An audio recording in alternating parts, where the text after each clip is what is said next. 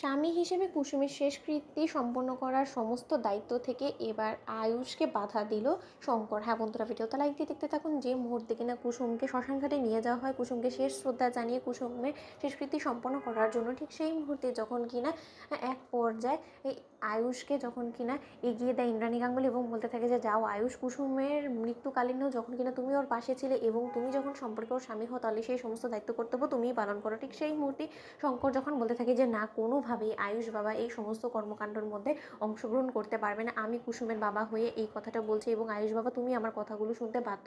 আমি কোনোভাবেই চাই না যে এর মতন একটা অপরাধী আমার মেয়ের শেষকৃত্যতে অংশগ্রহণ করুক। ঠিক সেই মুহূর্তে ইন্দ্রাণী গাঙ্গুলি যখন বলতে থাকে যে শঙ্কর, তোমার কাছে কেন মনে হচ্ছে যে আয়ুষ একটা অপরাধী বলো তো?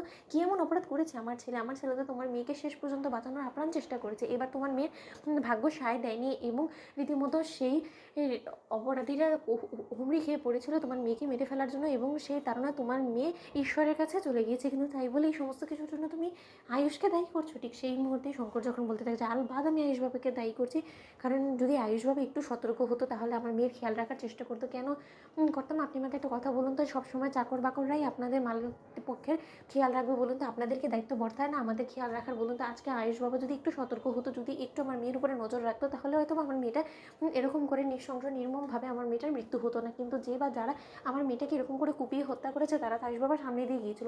আয়ুষ বাবা তো সে সময় কোনো কিছু করে উঠতে পারেনি, এখন সে স্বামী হয়ে আমার মেয়ের উপর অধিকার ফলানো শুরু করে দিয়েছে। জানে যে সেই মানুষটা যে কিনা মৃত, সেই মানুষটা তার জীবিত হয়ে এসে তার স্ত্রী হওয়ার অধিকার আদায় করবে না, তাই না? তার জন্য লোক দেখানোর জন্য আপনারা এই সমস্ত কিছু করছেন। আপনারা কি মনে করেছেন যে আমি গরিব হতে পারি কিন্তু আমি অন্ধ নয় এবং আমি কোনো কিছু বুঝতে পারছি না? ঠিক সেই মুহূর্তে মেঘা যখন বলতে থাকে যে এই সমস্ত কিছু তো চেয়েছি যে কুসুমের বাবা রীতিমতো গাঙ্গুলি পরিবারের বিরুদ্ধে চলে যাবে এবং গাঙ্গুলি পরিবারের বিরুদ্ধে যদি একটা কেস ফাইল করে দেয় এই শঙ্কর কাকা, তাহলে ব্যাস কিস্তি মাত হয়ে যাবে, আমার খেলাটা খেলতে আমার জন্য আরও বেশি সহজ হয়ে যাবে। কিন্তু আয়ুষ যাতে কোনো মতেই শ্মশানঘাট থেকে সুস্থ সবলভাবে জীবিত যেতে না পারে সেই ব্যবস্থা আমাকে করতে হবে। ঠিক সেই মুহূর্তে মেঘা যখন কিনা শ্মশানঘাটে সেই সমস্ত হামলাকারীদেরকে রীতিমতো ভাড়া করে নিয়ে এসে বলতে থাকে যে আয়ুষ যাতে কোনো মতে এই গঙ্গা ঘাট থেকে না ফিরে যেতে পারে সেই ব্যবস্থা তোমাদেরকে করতে হবে, যে কোনো মূল্যে হোক না কেন ওকে ধাক্কা মেরে এখান থেকে ফেলে দিতে হবে যাতে করে কিনা কোনোভাবে উঠে আসতে না পারে। এবং আরও একটা কথা খেয়াল রাখবে, লোক সমাগমের মধ্যে ওকে ফেলে দিবে যাতে কোনো মতো পরিবারের লোকের অন্তত ওকে পড়তে না থাকে, তাহলে কিন্তু তারা তাৎক্ষণিক ওকে উঠিয়ে ওকে আবারও বাঁচিয়ে দিবে এবং সেটা কোনো মতে হতে দেওয়া যাবে না। ঠিক সেই মুহূর্তে সেই হামলাকারীরা বলতে থাকে যে একটাকে শেষ করেছি,